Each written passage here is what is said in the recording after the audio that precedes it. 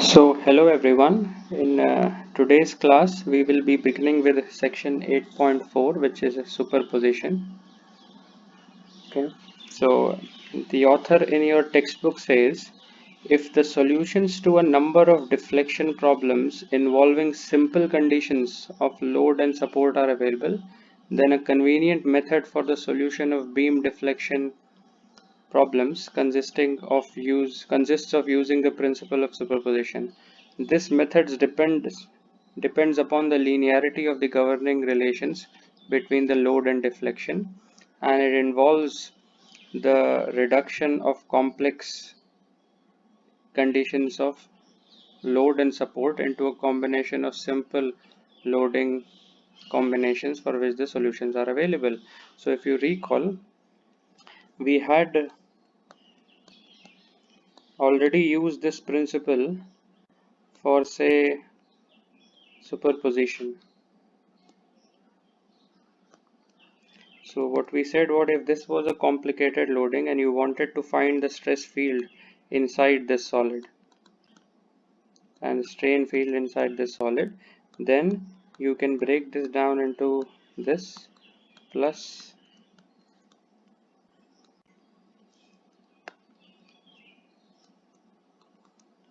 and then you would individually find the stress and the strain field in 1 and then the stress and the strain field in 2, and this would be equal to this. The logic this was happening was because of the linearity of the relations over there. And we also, if you remember, had done a similar thing for the energy, where the energy due to bending plus the energy due to twisting plus the energy due to the axial loading was combined. But this was not done due to principle of superposition because this was a quadratic relationship which is non-linear between stress and strain. The reasoning for doing this was different. At this point, you should be able to recall what was the reason through which we could write this. If you are not clear, please go and revise it back. We would do a similar thing over here for the deflection as well. So what we would do is that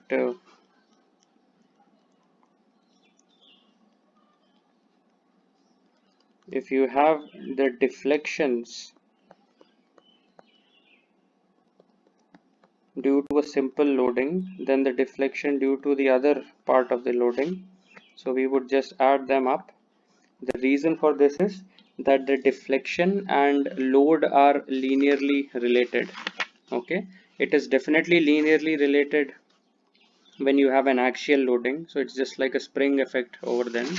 And if you would want to check how does the deflection affect in bending, you can also have a look at, say, which equation would you look at?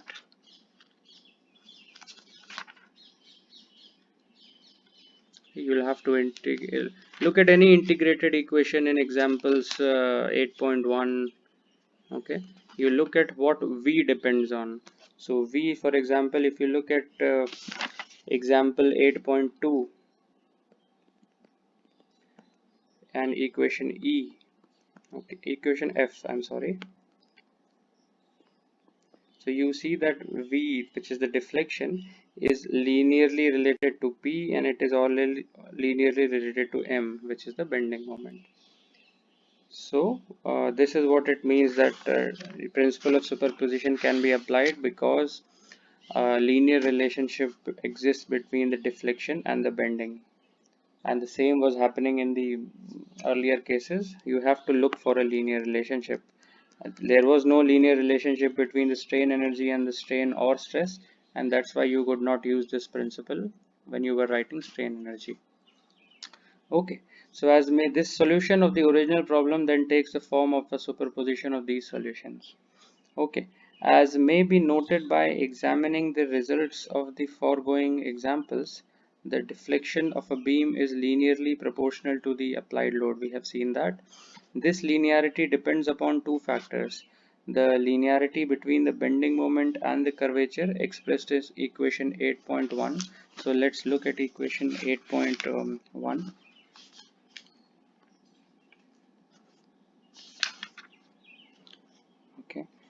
So the curvature and the bending moment are linear. Okay, and the other linearity between the deflection and the load depends on the linearity between curvature and deflection expressed in equation 8.3. So if you look at equation 8.3, you would have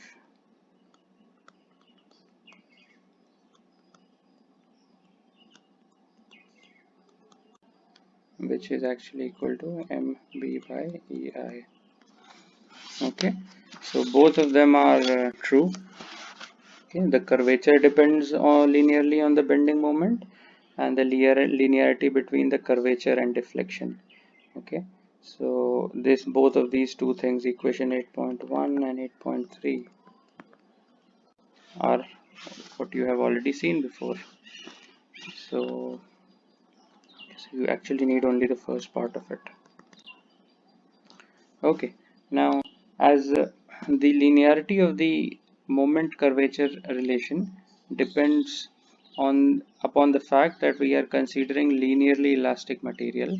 Okay, so for the moment curvature equation, it depends on the linear elastic material. We have seen a final form in one of the examples, and the effect of non-linear curvature relationship is something which we will not be studying in this course.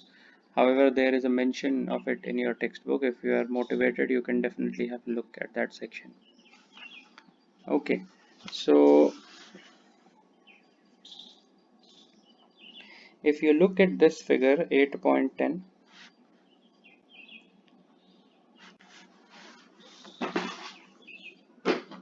you have a linear relationship between MB and the curvature. Okay, if you look at this case over here,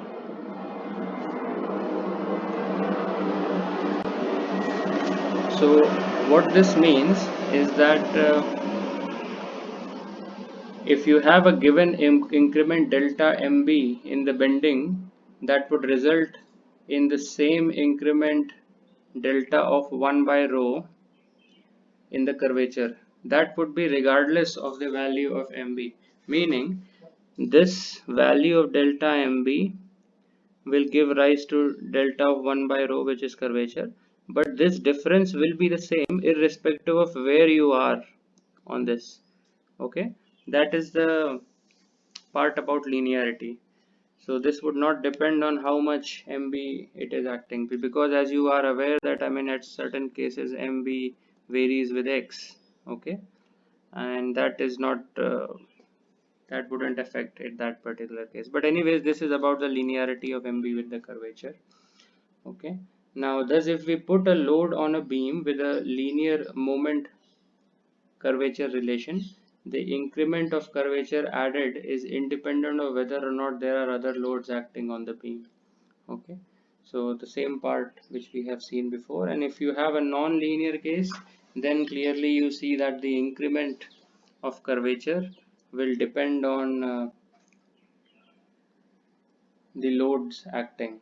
Okay, so thus in the case of non-linear materials, we cannot use the principle of superimposition.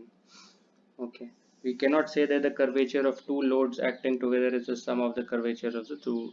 Okay, because as you can see, this slope over here is different, slope over here is different, and hence this value will be different than this value if you take the same gaps over here. Okay, the linearity between the curvature and the deflection depends upon the assumption that the deflection are so small that the approximate curvature 8.3 can be used in place of the true curvature 1 by rho. Okay, so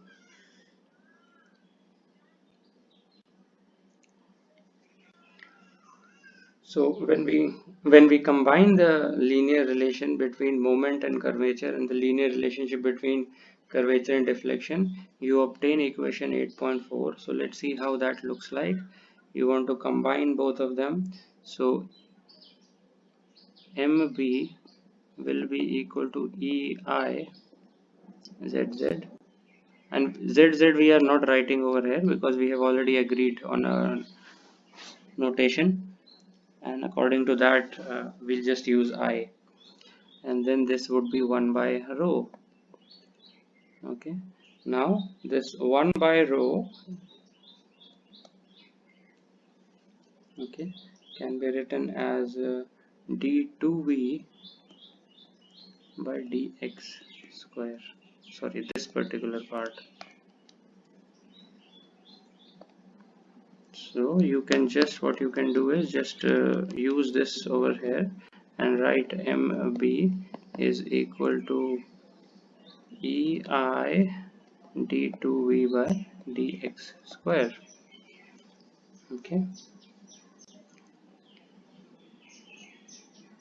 so this is a linear differential equation for the deflection v, and you have noted the assumption above that the linearity between the curvature and the deflection, okay, depend so I mean you can clearly see why this is also, this is also equal to 1 by rho, right? Because mb by ei is equal to 1 by rho, so that is the linearity between deflection and curvature. Okay, so meaning if you integrate this particular part for the, sorry, for the deflection, if you integrate this particular part for the deflection, the curvature will still be linearly related to v. Okay, so okay, so once that is done, this we get this linear differential equation for the deflection v, and from the foregoing discussion it may be seen that the linear nature of 8.4 allows superposition of deflections. Okay, so what we can do is this: you can break down your problems such that uh, in one situation you have I mean if the bending moment is actually equal to mb1 plus mb2, so on, okay, and their corresponding deflections is v1 of x, v2 of x, and so on, then this then the total deflection would be v equal to this one, and individually you would be able to write that ei d2v by dx square, okay, and you will put a 1 with mb1.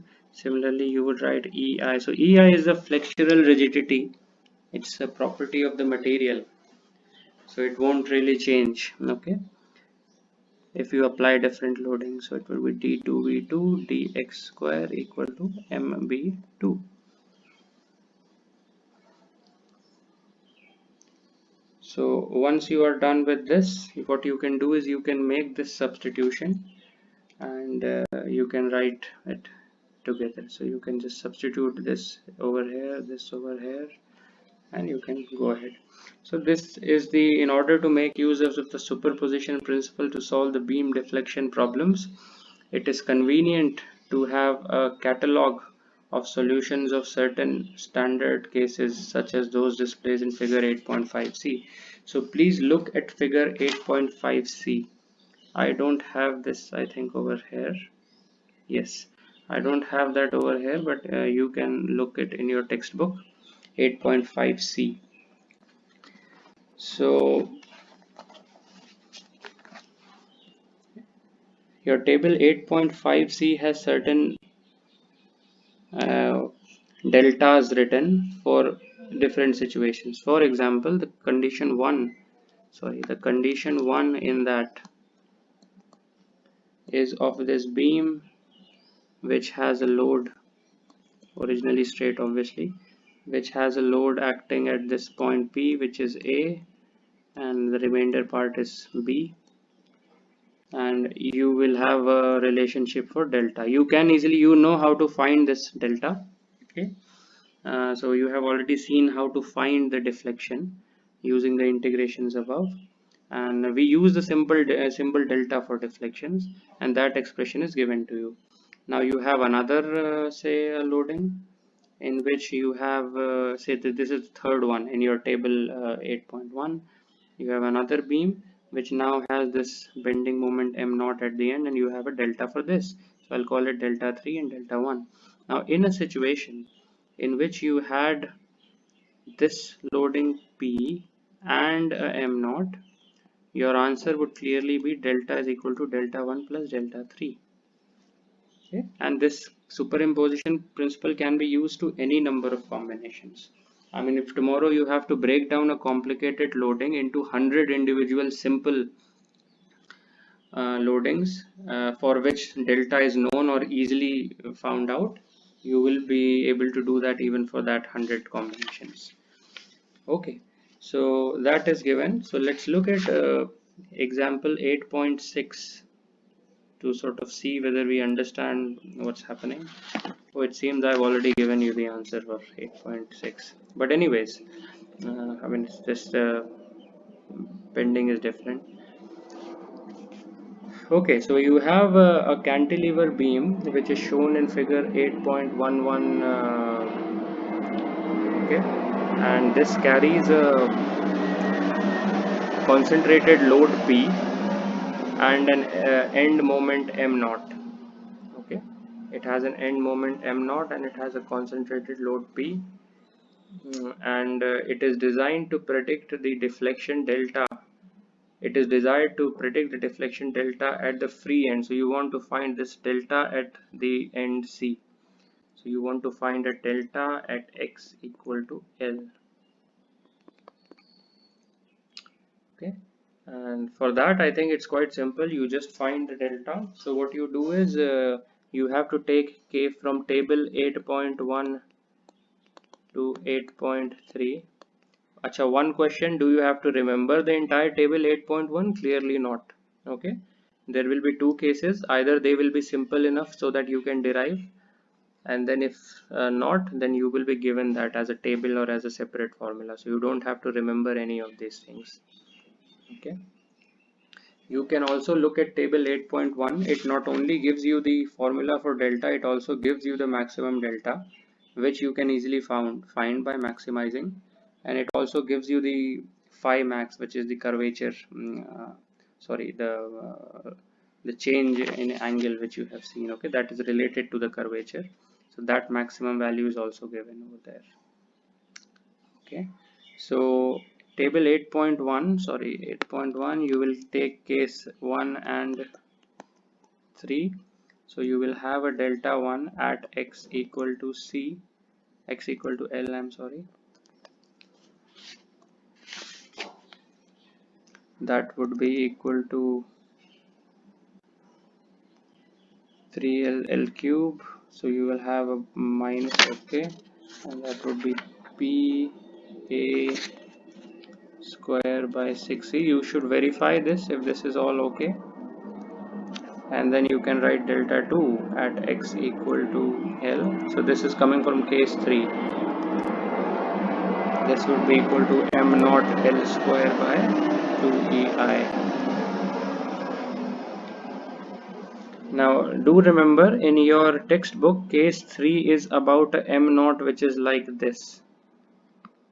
Okay, but over here you have an m naught which is like this. So all you have to do is just take a negative of this value. So total delta will be equal to delta 1 minus delta 2. Okay, at x equal to L, which is C. So that is how you are able to find the deflection at that point. Now let's see some discussions related to this answer. So if the complete deflection of the beam had been required, we would simply have it combined in the same way, and then you could have found the delta at any value of x in this beam for this situation. In applying superposition, it is necessary not only to have the separate loads combined to give the original load, but also to have separate deflection curves combined to give a resulting deflection curve. which meets the geometric compatibility requirements for the original problem.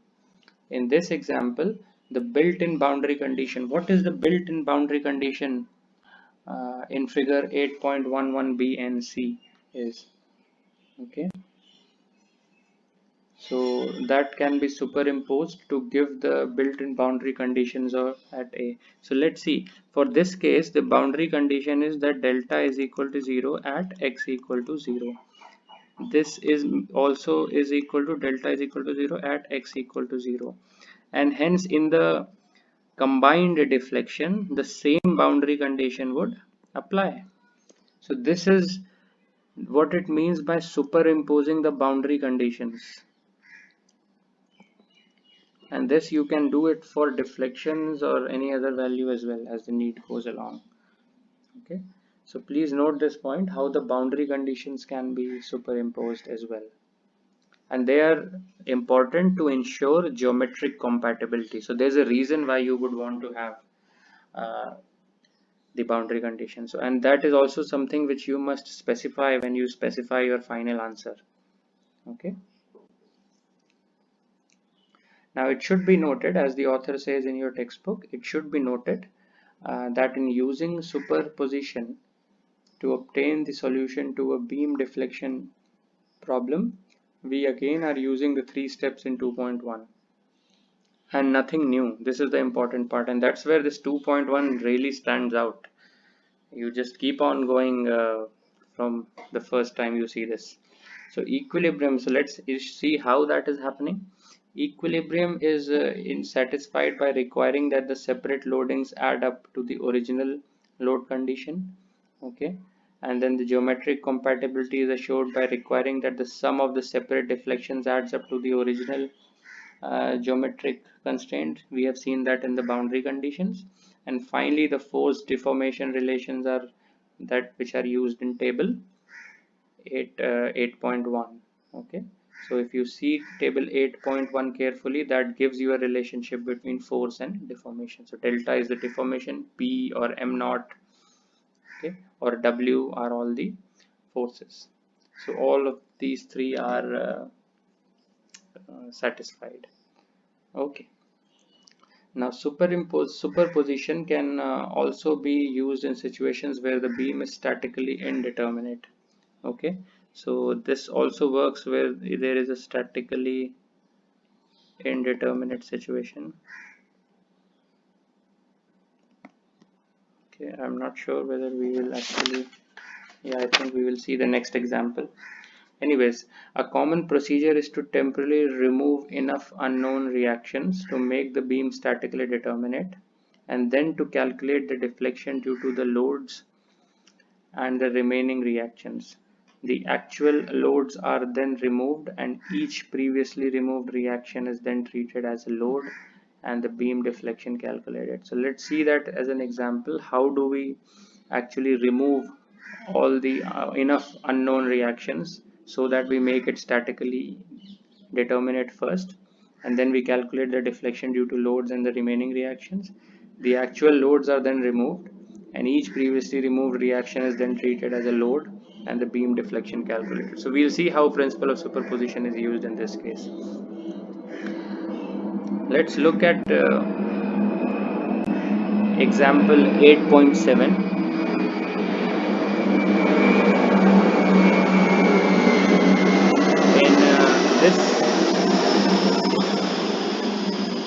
In this example, we have a uniform beam which is built in at the ends and carries a concentrated load P as shown in figure 8.12a. Okay, it is desired to obtain the bending moment diagram. So for this particular one, you want to find the bending moment diagram in the sense how would M be vary with X, and you have a load which is shown. Now let's see how this can be done.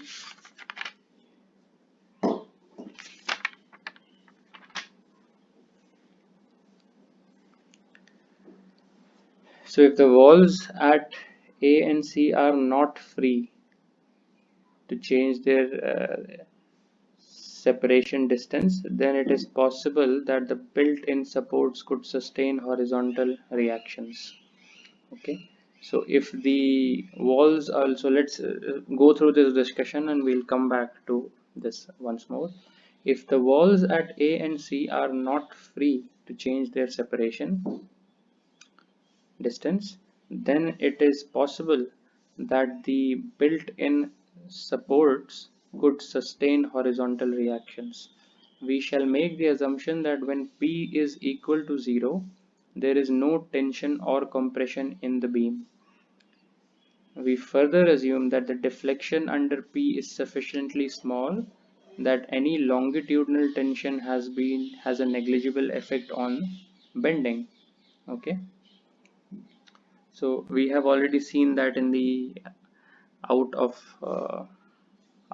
for an order of magnitude, and next example perhaps we'll see that in more better way. We thus considered that the supports exert only vertical reactions Ra and Rc and clamping moments Ma and Mc. Since only two conditions of equilibrium are available to obtain four reaction components, we say that the beam has 2 degrees of statical indeterminacy. So let's go through this once again.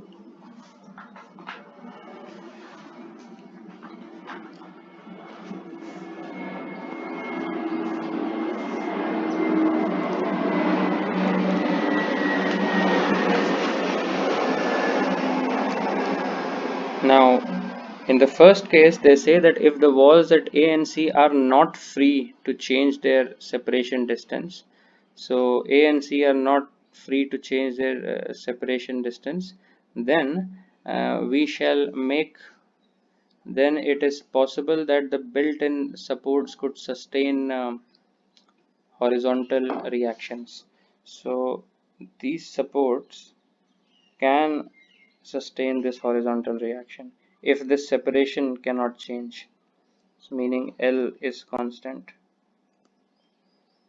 Okay, that's the first thing, that it is possible that you will have horizontal reactions at these supports. Now we shall make an assumption that so when P is equal to 0, you say that there is no tension or compression. This is an assumption, and that makes sense, right? If you have, say, a rod which is fixed between these, I mean, if something like this is there, and it is like going into this, these are two O's. I mean, in this situation, there is no reason for the beam to be either in tension or compression. It will just remain as it is. Okay. Now, we further assume that the deflection under P is sufficiently small that any longitudinal tension has a negligible effect on the bending. So, this is the next part of it. This is assumption 2, that if there is a deflection, now if there is a P, okay, and it does cause a deflection, say a deflection like this, this is sufficiently small that any longitudinal tension has a negligible effect on the bending. So this is the whole point. I mean, if you do apply this now, then clearly there will be presence of tension or compression, but the idea is that this will be so small that the tension in this direction will have a negligible effect on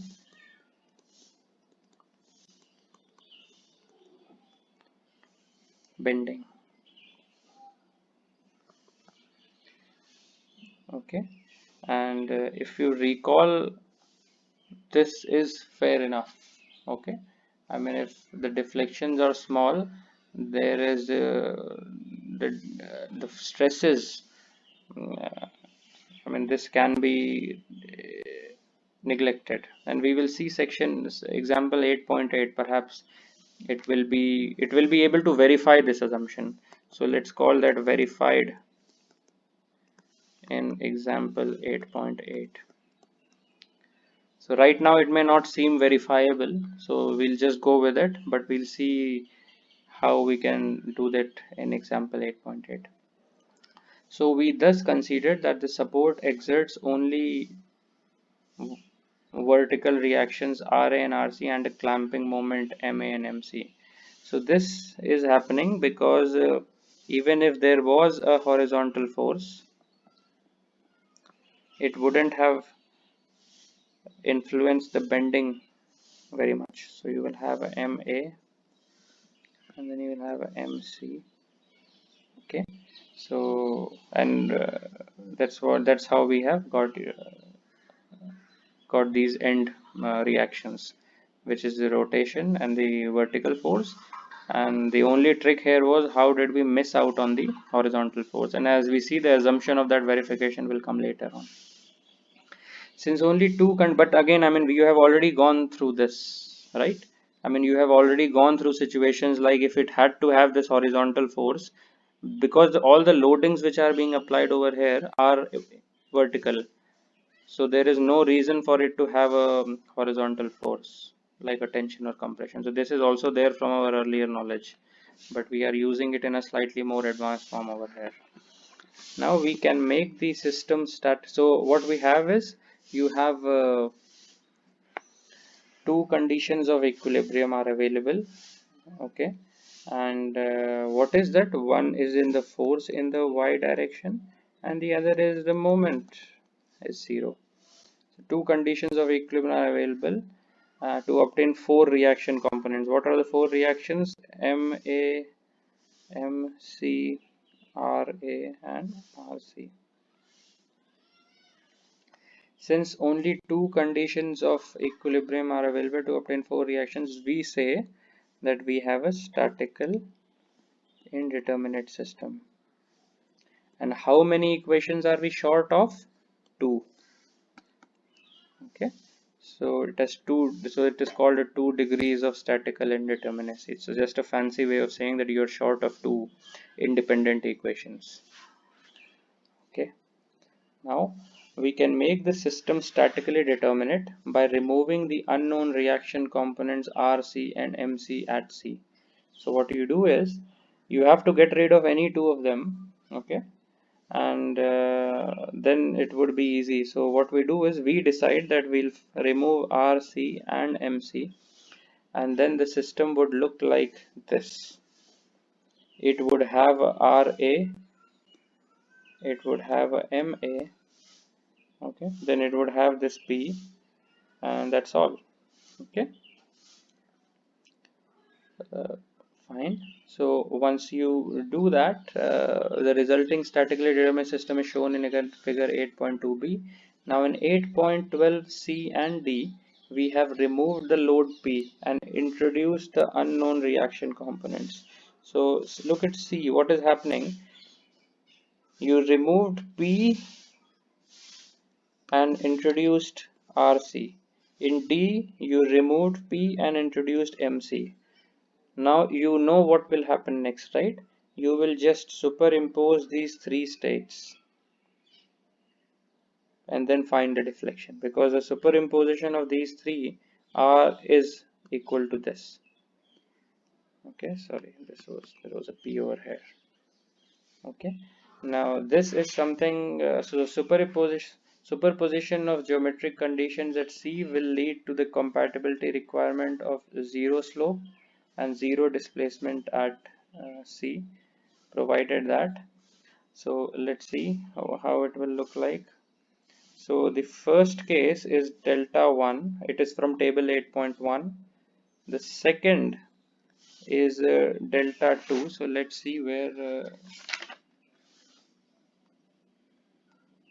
okay, so the second case is again table 8.1, but you have to just place P at a way that so you have to place RC in a way that uh, A is equal to, so A is equal to L in table 8.1. Okay, and then you will have another so MC is, I think, delta 3. So that would be equal to plus delta 3. That would be just this MC part. Okay, so that's how you would find the deflection. Okay, and at C, what are the conditions, end conditions at C? I mean, the summation of all these three things would mean that there is a zero slope and zero displacement at x equal to L or at C. So after combining these three things, you will have to use this end condition also, which is the boundary condition. So individually, so this is the whole point. I mean, individually, this may not be true. Like for this case, this is clearly not true. This case not true, this case not true, but a combination of it, you will have this condition true. Okay. Now you consult the tables and you will be able to find delta 1, 2, 3. So this is delta 2, and then should give you what RC and MC should be. Okay. So now that we have these statically indeterminate reactions, we can use the equilibrium requirements to obtain the remaining reactions. So once RC and MC is known, finding RA and MA should not be very hard. You can just use the equilibrium condition in the sense Fy is equal to 0, and then perhaps the moments above C is equal to 0. Okay. So then MA would come in, P would come in, and Fy would is already there. Okay. So we have statically indeterminate reactions, and we can use the equilibrium requirements to obtain the remaining reactions. I request you to please do this. In the sense, please actually find what is RA and MA. Okay. An interesting alternate way to obtain the bending moment is to extend the superposition argument as shown in figure 8.13. So let's see how that can be done.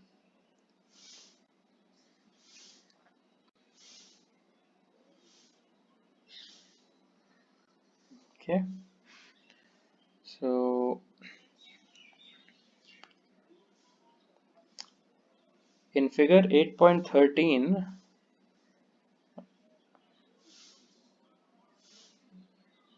you sketch these separate loadings B, C and D. So what are these loadings? These are the MBs for this situation.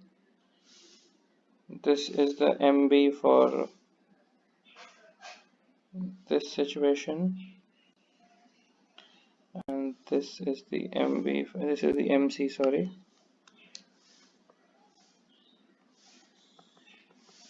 Okay, for this situation. So the three MBs you have to plot them, and again finding this or this or this should not be very hard.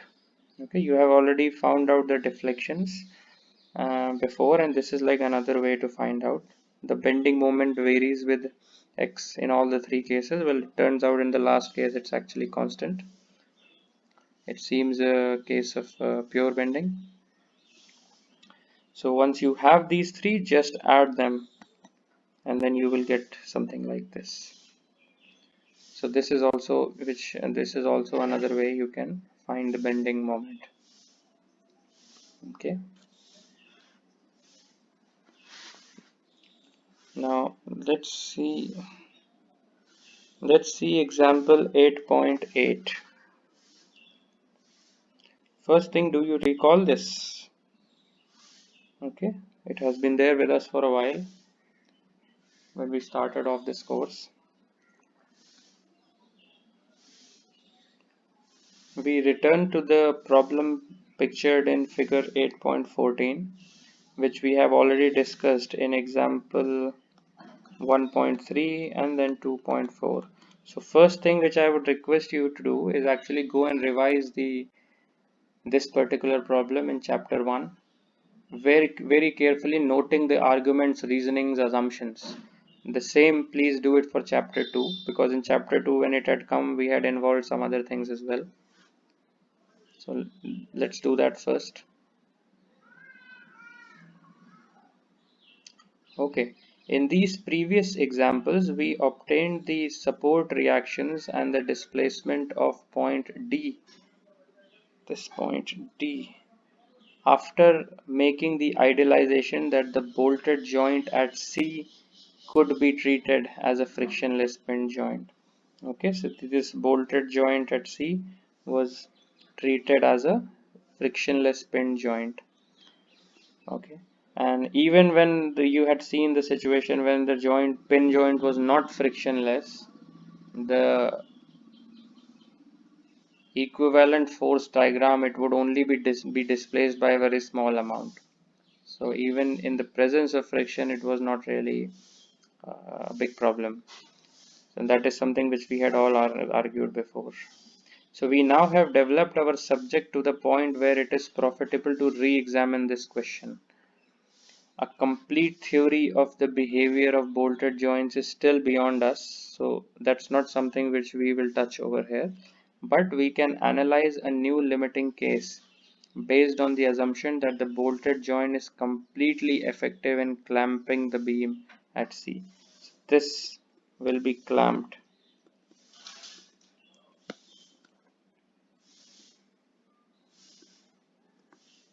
Completely clamped. This was not there when we assumed it to be a frictionless pin. I mean, we had said that, oh, well, this may be loose or not tightened enough. And in that case, remember those arguments? Now we are assuming, and now we are making this assumption, which is more closer to reality, that it is indeed clamped at C. Thus, this is just about as unrealistic as our earlier assumption of a pin joint, but the two solutions together provide two extremes between which the actual case must lie. Okay, so I think it is a slightly better assumption in this case, but the author of your textbook mentions that this is as bad or as good as the earlier assumption. But what will happen is that if you have this assumption 1 and you have solved it before, then you have this assumption 2, which was, so this was clamp, this was pin. Okay, the and these are two solutions which you will get. The actual solution should perhaps be in between, not exactly perhaps in between, but somewhere in between these two extremes. So now we would have a greater confidence in what this value should be of the displacement of D. Okay, so remember those arguments about the arcs being ignored and tangents being taken. Okay, so let's see. So in figure 8.15a,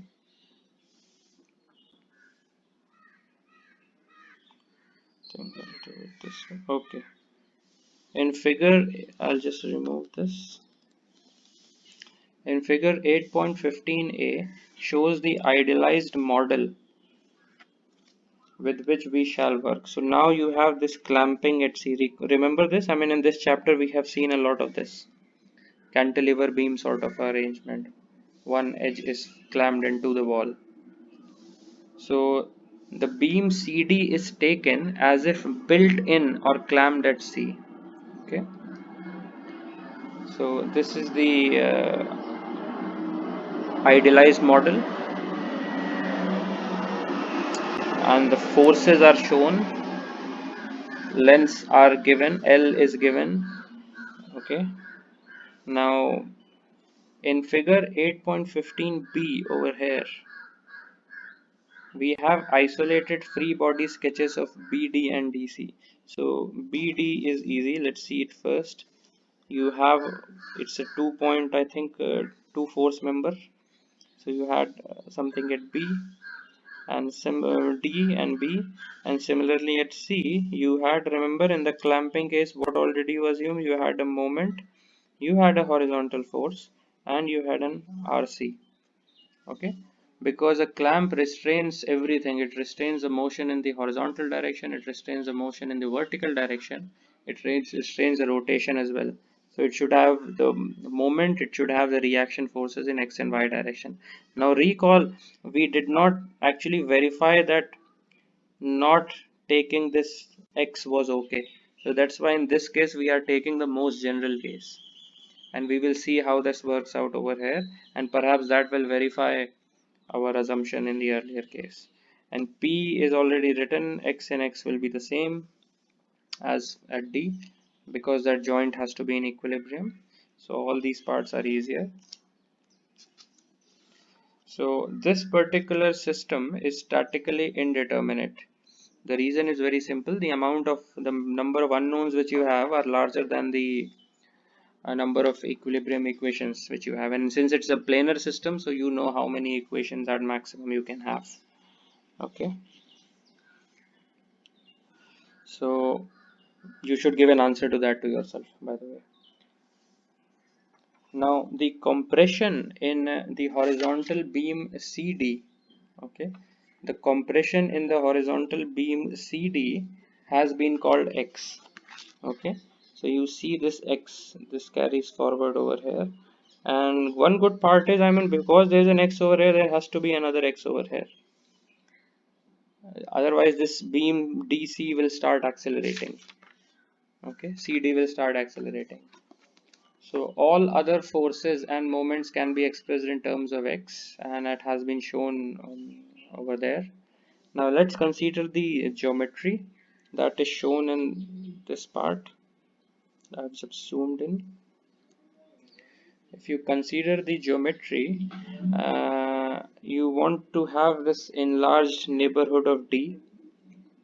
So this very closely resembles figure 2.7D, but please check what is the figure number, but you know what it is. Okay, you have seen this, you have done this, you have also found a method how to do this.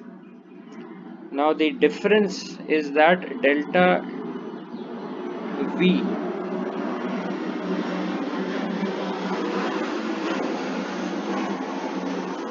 so this is the point D, say it has come to this point now, it will have a delta V, it will have a delta H. The difference between the earlier case, so this is not exactly like in figure 2.7 or chapter 2. It resembles that if you look at this. Okay, so where is the difference? This is the difference, and let me just write it out that in words. The delta V does not now result from the rigid body rotation of CD. Okay, about, it was doing that earlier, remember, this was it, and you were taking an arc. Okay, CD was the case, you were taking an arc or then approximating the arc with a tangent, that's a different thing, but this was like a pendulum which was rotating about C, and this is what we mean, that delta V now, right now, does not result from the rigid body rotation of CD about C, but rather from vertical deflection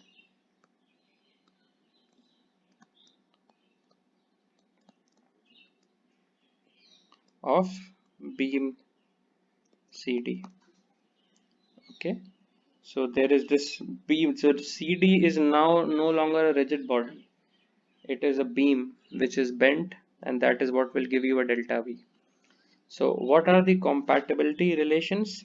Let's look at this D over here. Okay, this part. So D has moved to this point, and obviously there is a delta H, there is a delta V, and you want to write certain geometries over here.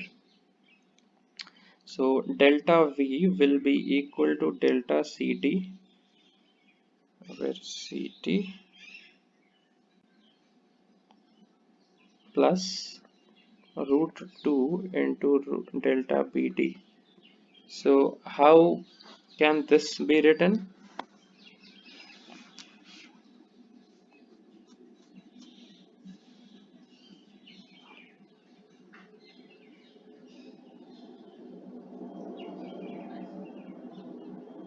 So root 2 times delta BD will be this value. Root 2 times delta BD will be this value. Okay.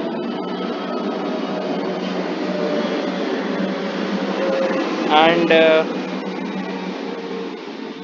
so delta CD is this value. Okay, this one.